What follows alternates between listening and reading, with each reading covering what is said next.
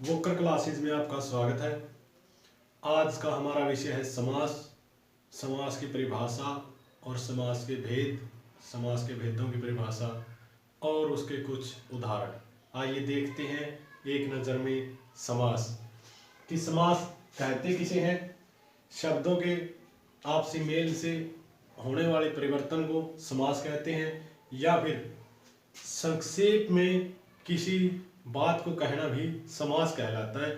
जैसे एक लंबे समास को जैसे कह देंगे हम नौ रत्नों का समूह। अब नौ रत्नों का समूह है, ऐसे इसके लिए हमने एक शब्द प्रयोग करना है तो नवरत्न बोल देंगे तो ये क्या बन गया, नवरत्न जो शब्द बना वो क्या बन गया है, समास बन गया। समास के 6 भेद हैं। पहला अव्ययी भाव, दूसरा तत्पुरुष, तीसरा कर्मधारय, द्विगु, बहुव्रीहि और द्वंद्व। अव्ययी भाव समास जिसमें पूर्व पद प्रधान है। हमेशा समास के अंदर पद आपने याद रखने हैं। जो समास में है वो क्या है, पद 2 होते हैं, एक पूर्व और एक उत्तर। पूर्व पद और उत्तर पद, 2 पद हमारे पास प्रयोग होते हैं और पद का एक तीसरा रूप प्रयोग होता है जो अव्ययी भाव में आएगा, वो होता है अन्य पद। अव्ययी भाव में पूर्व पद प्रधान होता है और उपसर्ग या अव्यय होता है। जैसे प्रतिदिन, यहाँ पर दिन, प्रत्येक दिन, तो प्रति दिनम दिन प्रति, तो दिन जो प्रति शब्द है वो क्या है, प्रति हमारा अव्यय है। अनुरूप, रूप के अनुसार, रूप के पीछे रूप के अनुसार, तो क्या हो गया, अनु क्या है, अव्यय है। अभिशाप, साप से युक्त, तो क्या है यहाँ पर, अभी क्या अव्यय है। यथा संभव, जैसा संभव हो, यथा संभव, जैसा संभव हो। और आजन्म, जन्म से लेकर, जब बोल दिया कि जन्म से लेकर वह बहुत अच्छा गाता है, तो जन्म से लेकर गाता है, तो यहां पर क्या कहेंगे, आजन्म गायक। एक वाक्य में हमने क्या बना दिया, उसको छोटा वाक्य बना दिया, संक्षेप बना दिया, आजन्म। तत्पुरुष समास, जिस समास के अंदर दूसरा पद प्रधान है। तत्पुरुष समास है जिस समास के अंदर दूसरा पद प्रधान है। इसके 6 तो भाग जो है वो है कारक, यानी कि कारक है, कर्ता कारक, कर्म कारक है, करण कारक है, संप्रदान कारक है। इनके जो चिन्ह होते हैं, कारक होते हैं, इनके जो को, से, के द्वारा, के लिए, और उसके बाद से अलग, का, के, की, संबंध किसी से, और में पर, इन सब विभक्तियों का क्या हो जाएगा, लोप हो जाएगा, को का लोप हो जाएगा। क्या हो जाएगा, को लुप्त कर देंगे। जैसे यश प्राप्त, यश को प्राप्त, यश को प्राप्त। तो यहां पर क्या हुआ, इस शब्द के अंदर क्या हुआ है, को का लोप हुआ है। मदान, वह मदान हाथी पूरे जंगल को तहस नहस कर रहा है। तो यहां पर मद, मद से अंधा, मद क्या होता है, बल होता है, मद से अंधा, मद के द्वारा अंधा। तो यहां पर क्या हुआ, से का लोप हो गया।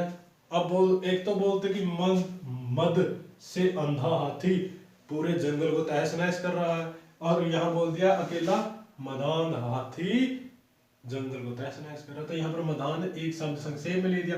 गौशाला, गौओं के लिए शाला, रहने गौओं के लिए शाला, आश्रय, उसका आश्रय है, तो गौशाला। धनहीन, धनहीन, धन से हीन, धन से हीन, यानी कि उसके पास निर्धन, तो धन नहीं है, धनहीन। लेकिन हम निर्धन नहीं लिख सकते। निर्धन अगर हमने लिख दिया, हम लिखते हैं निर्धन, तो निर्धन में ये जो पंचम है, ये पांचवा है, अपादान कारक नहीं आएगा। निर्धन में क्या आएगा, न तत्पुरुष आ जाएगा, क्योंकि यहाँ पर न पहले योग हुआ, न से युक्त, निर्धन, धन नहीं है, धन नहीं है जिसके पास, निर्धन का आ गया, न युक्त है निर्धन। अन्य शब्द होगा तो न्याय तत्पुरुष होगा। राजपुत्र, राजा का पुत्र, संबंध बता दिया आपस में, राजपुत्र, राजा का पुत्र। पुरुषोत्तम, पुरुषों में जो उत्तम, पुरुषों में उत्तम, तो क्या हो गया, पुरुषोत्तम में कौन सा आ जाएगा, यहाँ पर अधिकरण समास आ जाएगा, अधिकरण तत्पुरुष समास।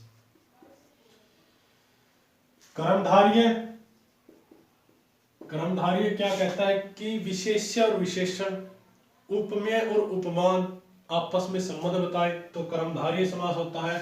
जैसे अधमरा, आधा है मरा जो, कि मरा कितना है, आधा है मरा जो, अधमरा, तो क्या हो जाएगा, कर्मधारय समास हो जाएगा। द्विगु समास कि पूर्व पद संख्यावाचक होगा, पद दोनों में क्या है, उत्तर पद प्रधान रहेंगे। चतुर्भुज शब्द है, चतुर्भुज चार भुजाओं का समूह, चार भुजाओं का समूह। तो यहां पर क्या है, जो चार भुजाओं का समूह है इसके अंदर चतुर्भुज आ गया, लेकिन यहां पर हमारा अपवाद उठता है, चतुर्भुज के अंदर अपवाद उठता है। तो अपवाद क्या है कि चार भुजाओं वाला, या चार है भुजा जिसकी, चार भुजाओं वाला, चार है भुजा जिसकी, चार भुजा, चार है भुजा जिसकी। तो यहां पर अपवाद क्या है कि ये अगर आ जाए चतुर्भुज और पूछ ले कि द्विगु है कि दोनों बहुव्रीहि है, दोनों इसके अंदर, इस समास के अंदर क्या है, दोनों है। चतुर्भुज में द्विगु भी है, बहुव्रीहि भी है। तो पहचान कैसे होगी, इसके विग्रह के अंदर हमें पता चलेगा कि चार भुजाएं हैं जिसकी, या फिर चार भुजाओं का समूह। यदि समूह है तो क्या होगा, द्विगु होगा, और यदि हमारे पास समुच्चार है भुजाएं जिसकी, किसी और व्यक्ति के लिए, व्यक्ति विशेष के लिए शब्द संज्ञा प्रयोग की गई है, तो वो क्या होगा, हमारा बहुव्रीहि समास हो जाएगा। बहुव्रीहि क्या कहता है, ना पहला पद प्रधान, कि पूर्व पद भी प्रधान नहीं है, उत्तर पद भी प्रधान नहीं है, कौन बच गया, कोई तीसरा ही पद प्रधान है। अन्य पद जो प्रधानता किसकी दिखेगी, अन्य पद की प्रधानता दिखेगी नीलकंठ, नीला है, नीलकंठ में क्या आ गया, नीला है कंठ जिसका। अब इस समास के अंदर भी, इस जो ये नीलकंठ है इसके अंदर भी अपवाद आता है कि नीलकंठ कई बार दे देते हैं कि या तो कर्मधारय होगा या बहुव्रीहि होगा, कि नीलकंठ जो शब्द है किसके अंदर बहुव्रीहि आएगा या कर्मधारय आएगा। अब दे दिया ऑप्शन में, दे दिया कि हमारे पास बहुव्रीहि नहीं दिया ऑप्शन में, और क्या दे दिया ऑप्शन में, दे दिया हमें ये जो कर्मधारय समास दे दिया। तो नीला है जो कंठ, तो क्या हो गया, नीला जो कंठ में कर्मधारय समास होगा, नीला कंठ जिसका बहुव्रीहि समास आएगा। अगर ऑप्शन में आपको दोनों मिलते हैं तो आप बहुव्रीहि कर दोगे, आपका सही उत्तर हो जाएगा। विकल्प अगर आपने चुनना है, मान लो आपको ऑप्शन दिए हैं, कर्मधारय नहीं दिया, बहुव्रीहि दे दिया, तो फिर तो आपका बहुव्रीहि सही है। और आपको ऑप्शन में दे दिया बहुव्रीहि नहीं दिया, कर्मधारय दे दिया, तो आप कर्मधारय पे टिक कर दोगे। उसी प्रकार द्विगु समास के अंदर भी यही भेद है कि जहां पर द्विगु नहीं होगा वहां पर ऑप्शन में क्या होगा, बहुव्रीहि या कर्मधारय आएगा, या फिर कर्मधारय नहीं है ना बहुव्रीहि है, द्विगु है तो द्विगु समास वहां पर हो जाएगा। इसी प्रकार अगला आता है द्वंद्व समास। ये समास के क्या है कि दोनों पद प्रधान है, इसके अंदर क्या है, उत्तर पद भी प्रधान है, पूर्व पद भी प्रधान है, तो दोनों है। जैसे दिन रात, दिन और रात, दिन रात में क्या आएगा, दिन और रात। अब रात अपनी जगह प्रधान है और दिन अपनी जगह प्रधान है, तो क्या हो गया, दिन और रात।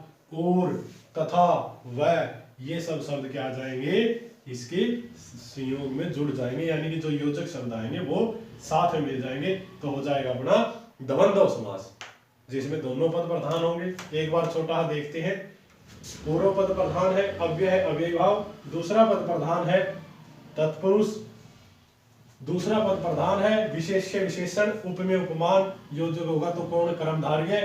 पूर्व पद संख्यावाचक द्विगु समास, अन्य पद प्रधान, ना पूर्व पद प्रधान ना उत्तर पद प्रधान, बहुव्रीहि, और जिसमें दोनों पद प्रधान होंगे वो आएगा आपका द्वंद्व समास।